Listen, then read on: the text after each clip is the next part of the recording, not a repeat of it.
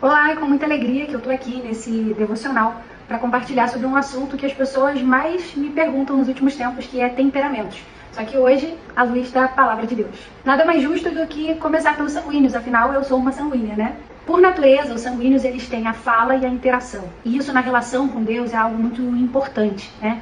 A oração nada mais é do que uma forma de interação. E os sanguíneos fazem isso de maneira muito natural. Então a oração para o sanguíneo é como uma conversa, né? Que ele, desde o momento em que ele acorda, ele já estabeleceu uma relação com Deus, né? E uma dinâmica de oração ao longo do seu dia, que também demonstra um traço ruim do seu temperamento, mas essa parte eu falo depois. E justamente pelo sanguíneo ter, né, essa característica muito criativa, né, e não muito prática, né, o sanguíneo ele é muito abstrato, as coisas da relação com Deus, que são muito sem respostas muitas vezes, fazem muito sentido nessa relação com o sanguíneo. Então, o sanguíneo se relaciona muito bem com as figuras bíblicas, né, com os milagres, porque ele não questiona muito. Então, os milagres, as histórias bíblicas, por mais malucas que pareçam, elas fazem muito sentido para o sanguíneo. E o sanguíneo acaba tendo uma relação, uma conexão com Deus, né, nessa relação muito profunda, porque o fato dele simplificar as coisas faz com que ele conheça de fato um Deus grande e maravilhoso, né, por conta desse traço. Além do gosto, né, dessa relação, dessa oração que se constrói ao longo de todo um dia, né, o sanguíneo ele confia, né, ele acredita na oração. Uma outra característica do sanguíneo é o serviço, né? O sanguíneo ele valoriza muito a relação com as pessoas. Então a comunhão, né, que é algo muito importante na relação da igreja, né, de Cristo com a igreja e na maneira como Deus se revela, fica muito natural para o sanguíneo, porque ele gosta da comunhão e ele gosta do serviço às pessoas. Ele é muito sensível, compassivo, né? Ele é aquela pessoa ideal para comunicar a falha, o erro de alguém, porque ele vai ter o cuidado de pensar nas palavras e na melhor forma de dizer isso. Eu falei dessa sensibilidade, dessa capacidade de se importar, né, na forma como falar com o outro, né? Mas, em contrapartida, quando ele também é mal interpretado ou que ele se sente ofendido por uma fala, ele pode também, né, demonstrar uma ação muito imediata e de raiva, né? Então é um ponto também que o sanguíneo precisa de equilíbrio ali, né, na hora de comunicar. Essas interpretações, essas más interpretações acontecem o tempo inteiro. E não é porque você tem uma boa intenção, né, que o resultado final, ou que a comunicação no final vai ter sido feita de maneira efetiva. Mas ele é muito sincero. Então, quando ele desabafa, quando ele bota pra fora o que ele pensa e ele estabelece de novo a relação, pra ele tá tudo bem. Pelo menos pra ele, né?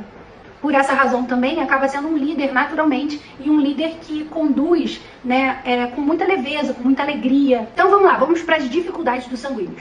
Uma delas, e a principal, é essa incapacidade de aprofundar as coisas, né? O sanguíneo é muito superficial. Então, na relação dele com Deus, ele tende a não se dedicar muito ao conhecimento dos textos bíblicos, né? Até mesmo a oração, embora seja uma oração que seja ao longo do dia, aquela coisa intensa, né? De não, eu oro o tempo inteiro, mas às vezes ele não se aprofunda na súplica mesmo, né? Naquilo que realmente está importando ali daquele sentimento, né? Então, essa é uma questão que o sanguíneo precisa vigiar, né? Ele precisa aprofundar essa relação com Deus através do conhecimento dos textos bíblicos, né, e da consciência da oração. Muito dessa falta, né, de aprofundamento do sanguíneo é por causa da distração, né? Ele começa o estudo bíblico e alguma coisa distrai, ele deixa de fazer, ou ele lembra de uma coisa que é mais importante que ele tem para fazer, a mesma coisa com a oração também. E um outro ponto de vigilância para os sanguíneos é aquilo que ele sente, né? Os sentimentos, as sensações do sanguíneo é algo que está sempre muito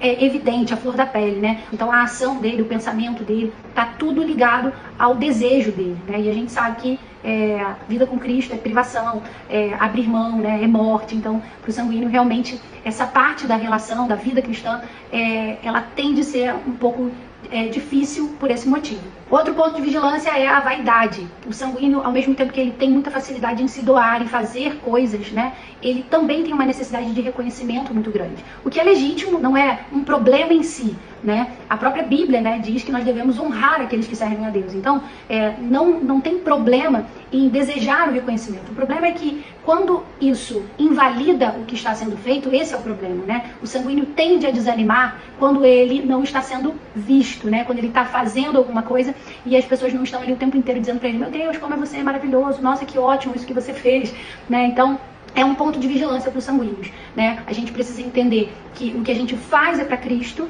né? E se tiver reconhecimento, ótimo, porque a nossa alma sanguínea fica, né, confortada, fica feliz. Mas se não houver reconhecimento, né, tá tudo bem, porque nós fazemos para Cristo. E ainda dentro dessa ideia, né, os sanguíneos precisam vigiar também as pessoas do seu entorno, né? Porque o sanguíneo, ele tende a essa relação de bajulação, né? Então o sanguíneo, ele tem que ter muito cuidado com quem são as pessoas que estão gerando ele ali nesse entorno, né? Porque muitas vezes os bajuladores, eles não falam aquilo que realmente pensam, né? E o sanguíneo, como tem essa fraqueza, essa necessidade da afirmação, às vezes ele pode estar ouvindo ou ele pode estar se agradando de uma relação que não é sincera e que não vai fazer bem para ele a longo prazo. E aí uma outra consequência dessa superficialidade do sanguíneo é a relação com o pecado. Os sanguíneos costumam ter uma relação com o pecado de muita permissividade, porque justamente porque não aprofunda, pensa que as consequências nunca vão vir, né? Ou que ele sempre vai dar um jeito, que tudo bem, no final ele enrola Deus, né? Ele está acostumado a enrolar tantas pessoas com a forma de comunicar dele, ou, né, com a superficialidade dele quando ele se convence, né, de que escolhas que ele está fazendo são boas, que ele pode muitas vezes se ver em situações de pecado profundo e sem ao menos perceber, sem ao menos ter noção ou ciência do que aquilo é, né? Porque ele de fato não tem uma medida muito boa, ele não sabe olhar e avaliar o tamanho do seu problema, né? Porque ele tá ali, a tendência dele é sempre minimizar os problemas. O sanguíneo, ele tem uma dificuldade muito grande para o autoconhecimento, porque ele não reflete, né? Ele não gosta de estar sozinho. Então, uma das coisas mais importantes para o sanguíneo é buscar um lugar de recolhimento, de solidão, para que ele possa aprofundar o que sente, para que ele possa conversar com Cristo de maneira verdadeira mesmo, se conhecer de verdade, para que ele possa deixar em constância, né, das coisas que ele vive tentando e não conseguindo, para ele encontrar um lugar de firmeza e continuidade nas coisas que Deus propõe para ele. É isso, se você é sanguíneo e você se identificou com todas essas características, comenta aí, compartilha. E qual será o próximo temperamento aí?